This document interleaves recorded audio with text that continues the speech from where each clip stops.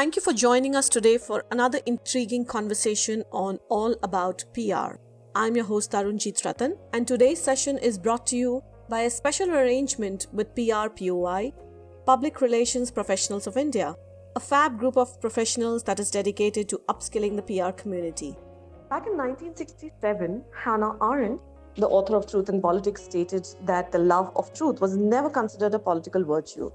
Now, political PR is not a field that we are new to in India, but it is only in the last couple of years that this vertical has gotten the recognition it deserves and has been elevated into the core group of coveted verticals. While this newfound respect for the vertical is a recent phenomenon, in India, this vertical has evolved differently across the globe. Might we look towards these countries to understand how it will evolve in ours? And we must also look closer and understand how the elevation of this vertical came about, and how much have reputation experts helped bring about the new era of politics and its transparency, or not? And they indeed are they persons responsible for bi-directional communication and interpreters of often entangled politics? To answer this, we are joined on the podcast today by Avnon, the Deputy CEO and Strategic Communication Consultant from Together Strategy Agency from Tel Aviv, Israel. Lior has had a very interesting career graph. She started her media advisory career in 2006 as an Air Force spokeswoman, a position she completed with the rank of captain. Her expertise as a military defense, political and commercial spokeswoman, alongside management of political campaigns, gave her a thorough understanding of the systems of government and regulation, and an in-depth familiarity with the worlds of media and spokesmanship. She brings with her vast experience and hundreds of test cases of media scenarios and crises in political PR. Lior holds a degree in political science with a major in international relations and an MA in legal studies from the Bar Ilan University. She is also currently a member of the prestigious PR Boutiques International Network. So let's add her on. So hi Lior, welcome to the podcast. Hi Tarun, so great to be here. Thank you for having me. Your entire bio is absolutely fascinating, the way you've created your career and how you arrived at PR. But for the benefit of our audience, could you share a little more details about how you got into PR? Of course. Sometimes I think it was like the PR found me and not that I found that job or that career path. I did my military service like everyone here in Israel have to do it. And I was an officer. I did it more year and longer than what other people does. And at the end of my career over there, I got offered to be the Air Force spokesperson, which was a great opportunity. I ended up doing that position for 2.5 years, and it was fascinating. And I just fell in love in what I did over there. And once I finished my service, I got offered the job to be the spokesperson for the Minister of Defense here in Israel. And I just went right to that position. And after another about 1.5 2 years over there, went outside and I joined a private PR company that was just at the very beginning. And ever since then, this is what I'm doing together with the team that I'm working with. Awesome. So, it's so nice to hear people say when they fall in love with what they do. I think that's when they really, really become successful. What was it that made you fall in love with the profession? I think that especially in PR, if you don't love what you do, you can't really do it and not for many long. Because eventually it's quite a difficult job. And this is also what makes it hard is what makes me love it, I think, at the same time. First of all, it's very intense. Always something's going on. You never know. You begin your day, you have your schedule, you know what's supposed to be planned, but then also crisis might happen. You might get an inquiry from any journalist or news media, and you don't know where to take you. So everything is so dynamic and changing, and you also need to be on your tips and to be ready for anything that's going to happen.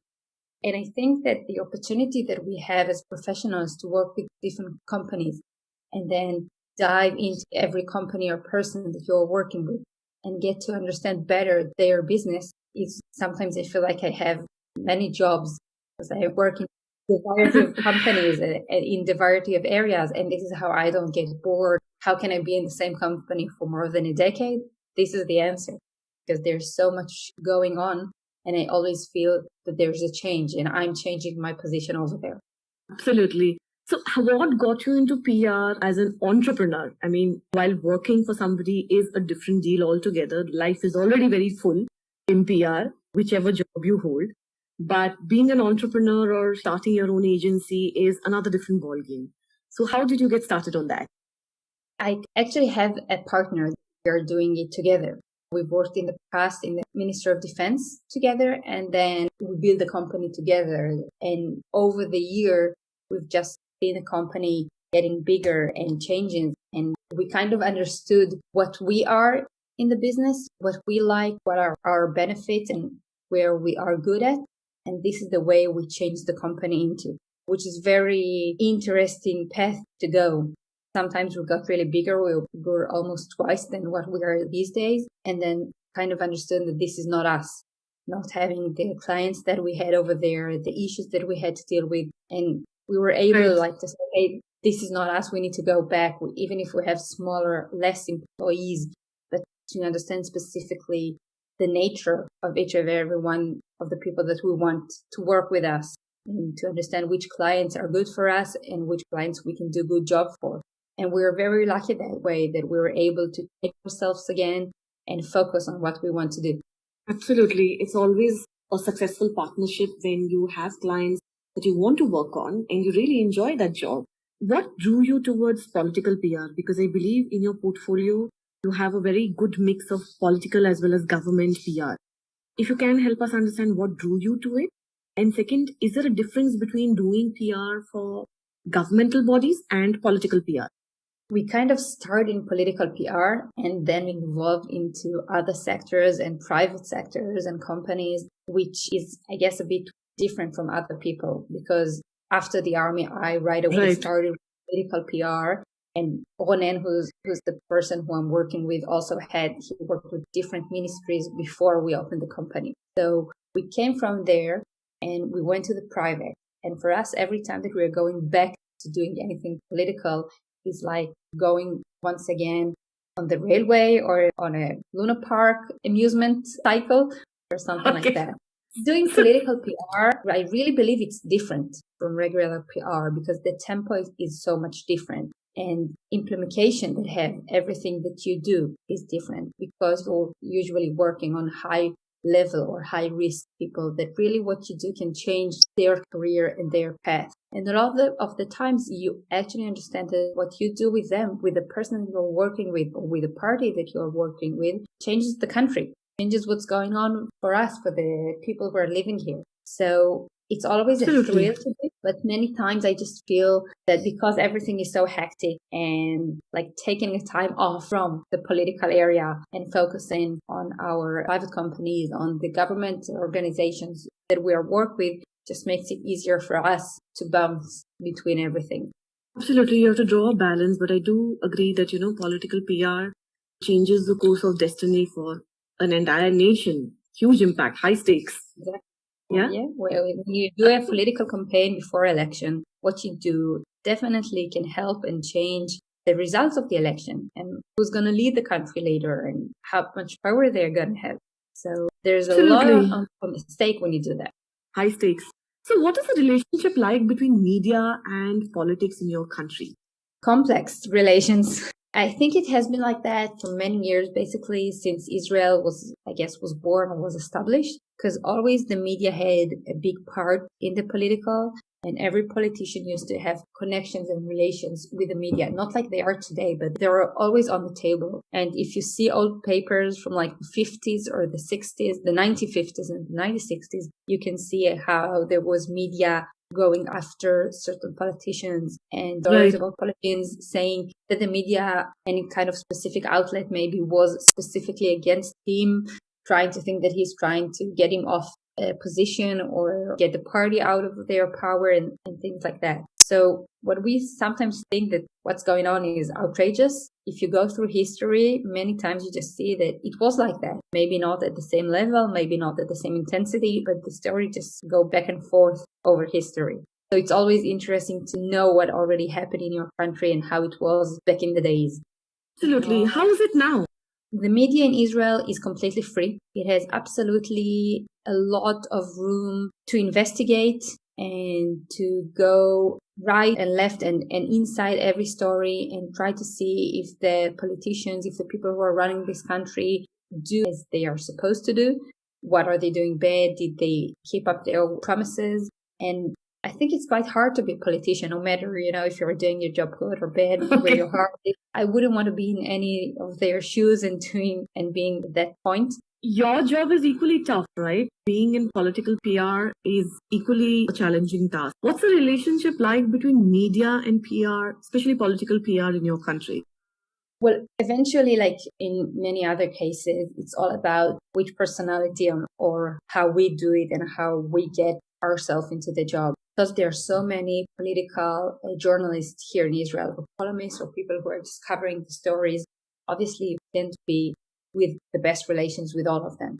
But it's definitely depending on the PR person, and you see it on different people that are working with me or against me in this environment, that you see that there are some people that know how to be friends with the journalist, and they have good working relations, even if you have a fight, even if we have a specific conversation that might be with raising your voices and getting angry at each other, which is all good and which is all part of the game, basically, because I might be really angry with a certain piece or item that the journalist put, and I think he was completely out of line or got all his extra bad, and I can fight with him to get the story right.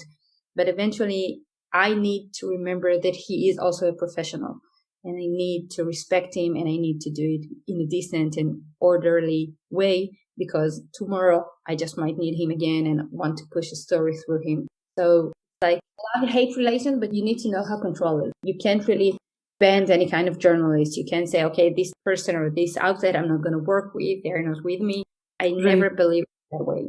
So there is a lot of respect that I hear coming from you for the media. Is that respect returned for the PR industry in your country? Once again, I think it's depending on everyone's story and each individual, because eventually the media knows that they need the PR. I mean, there's not many journalists that would try only to be in touch with a politician, or will try to go over you and get a direct connection. They might do it if they'll think it can help them.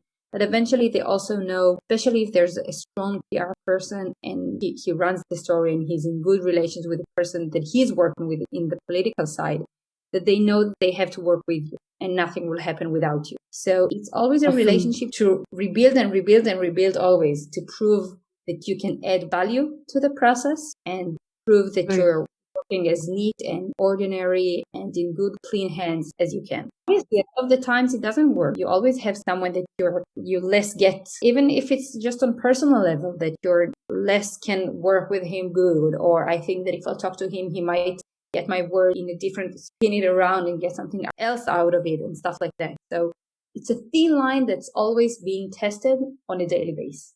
Completely agree. So I'm curious, how free is the press in your country to take on a political debate or a development? How free is it? What is the freedom of the press like? They have a complete freedom. The press in Israel has complete freedom. They can have debates. They can say the two angles. And actually, a lot of the times, the politician or the person that they are covering also thinks that they're doing a bad job because they don't get his side. So I think that's the best way to see that how freedom the press has, if the government and the ministers for months believe that they don't get their side of the story out there. I think that the coronavirus, the COVID-19, the last year can also show how much the freedom of the press here. Because even if in an epidemic time, when everyone just, sometimes you think that in a pandemic, everyone will do whatever the government asks or says, you can see that there's a lot of criticism regarding what the government does, what it allows the people to do, how it handles the crisis. And they can be quite brutal a lot of the times. And there's also a big debate here in Israel if the media, if different outlets is going more to the left wing in the political side, when in the past more than decade, government and the prime minister is coming more from the right wing, from the Likud party. And there's a big debate if the press is automatically against him, which many times he says it and he thinks it and he's trying to pushing that story saying the press is out to get me and they won't say anything good that I'm doing. They won't point it out. And then you see there are other media that people have to say, oh, they are like the spokesperson of the prime minister without any criticism. So the debate is always going over there. And a lot of times you see the media itself has items or story debating on how much freedom they have, and who's who and who's going with which party or who's helping who. It's always a tough battle. I'm curious to understand, how do you approach political PR in your agency? Is there a specific approach that you take, specific strategy that you look at implementing when you are working on this genre? Well, I think that after so many years in the business today, we don't just do political PR, but we always in the strategic part of it. By now, quite a background in it, and we bring a lot of experience. So we try to not just the PR or write the press release and do the briefing, but take a bigger part in the picture, no matter what job we do and who's our client. Part of the strategy, and to build the strategy and to say, this is what's going to happen, this is what's going to do, these are the risks either way, and kind of just take it to the next level, I guess. Always work a lot with survey that helps us understand the situations and where we are going to establish the strategy eventually, to understand the bigger picture, not just trying to get today's item or today's headline, but to understand the bigger picture as what is the person that I'm working with today is aiming for and what will help him get there. Even if it will be, okay, we'll have like 2 months of quiet, of we don't want to make any headlines, but that would help us to grow bigger later on. That's a strategy that we know how to follow. And a lot of people sometimes get it. It's hard. And a lot of people, a lot of professionals, PR, just think sometimes just need to count how many stories I had, how many headlines I get. Right. And sometimes it's much more delicate than that. Absolutely. You always need to see the big picture along with the marathons as well as the sprints together, right? Can you share with us some interesting crisis management case studies that you worked on? Because I'm assuming we will find a great treasure trove of crisis case studies with you. Can you share them with us? During the campaign that we were working with one of the big parties in Israel, middle of the election, we got a story saying that our party hired a company that was supposed to see who's leaking from our party, kind of like who's from inside trying to hurt the party. And the story got completely mixed up and had a lot of wrong facts built into there regarding the company that was hired and whether or not they were pro or against even the party that we were working with. And this leaking is from us or from the other party. And it was like big mess. Basically, the picture that was brought to the public from it was that the party that I'm working with in the middle of election campaign is so messed up from the inside that it can't handle, it can't work. And because there were so many, and it was a big story going day after day for almost a week. And what we had to try to focus is how we get ourselves from that situation. How can we set the facts straight, even though the story was so much more gray from our side, the truth, the facts were so much gray if you take it from what the other parties or whoever took all the information out there was saying and just making everything so chaotic. And we were struggling every day against the media. We used to go even to the editor level just to try and get our story out there and to focus on it and what's going on, this is not. And eventually, because the story was so hot and because our side was gray and we weren't really able to, because eventually the media would always like to take the story, which makes it hotter and more newsworthy. And our answer was not winning out that. What we understand that we have to do is just change the topic and try to go on other things, try to see how it's going on in other parties, just to implicate the problems and whatever is going on inside is not just in our part, and eventually go to the next news media cycle and go back to business and showing that we can move on from that to the other issues. That was quite hard to do, just to change, because it wasn't just one news outlet that covered the story, but there were several of them. So we couldn't ignore it. We couldn't just say it will go away, but we really had to fight it over and try to change it over. It must have been a tough battle. How long did it take for you guys to change the narrative of the entire media stories? It was about 3, 4, maybe 5 days that it was on top of the media, which sounds few days, but when you're in the middle of election, and election day is like 30, 40 days from now, it's quite a lot to have it day after day. And then even later, after it was off the topic, off the headlines, many interviews we were asked about it. And when you're doing a political campaign, you always need to remember that it's not just you as a player who's working with the media. But if you're working with a party and there's a lot of nominations who are being interviewed, not just the head of the party, and each and every one of them going online in each and every small radio station across the country, or in their Facebook page, or in their Twitter page. Each and every one of them has to be on sync with the messages that you want to push the story. And sometimes the messages can change and divert within half day or every day. So it was like a battle, not just doing our fight against the media, but also being in touch with the 30 people that we're working with and being interviewed and talking to people out there to have them all sync and on the same message all the time are a big part of the battle as well. And I'm sure those 5 days of continuously working on that entire challenge must have seemed like 5 years. Definitely. It's like days that you go to sleep at around 2, 3 a.m. in the morning and then start with the morning newspapers again at 5:36 to see how you ended up. Awesome. Thank you for sharing that with us. I'm sure our listeners would really learn a lot from that. This is a question that I do want to ask you. I'll be remiss if I don't. Ethics and truth, the political PR, are not really known to go well with the vertical. What's your take on it?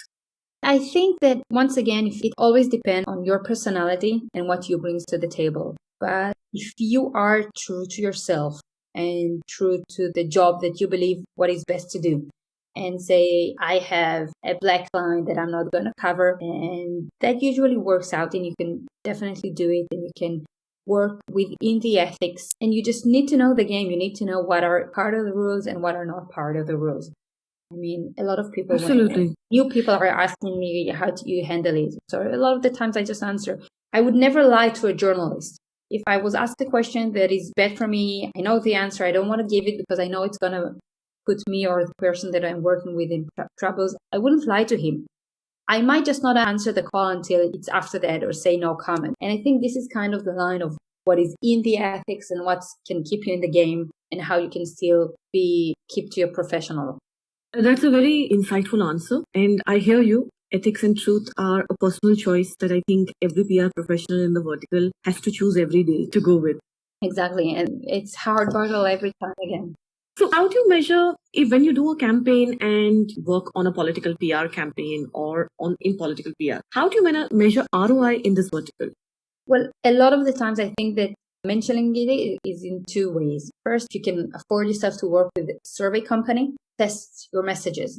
And if I started a campaign today and after 2 days, 3 days, we'll have a survey trying to see how many of the people just heard the message or got the idea. And a better question would be what they think about it, what they feel about it. That would be the best way just to understand where we are. Do we even were able to get it through? And how was it accomplished by the people?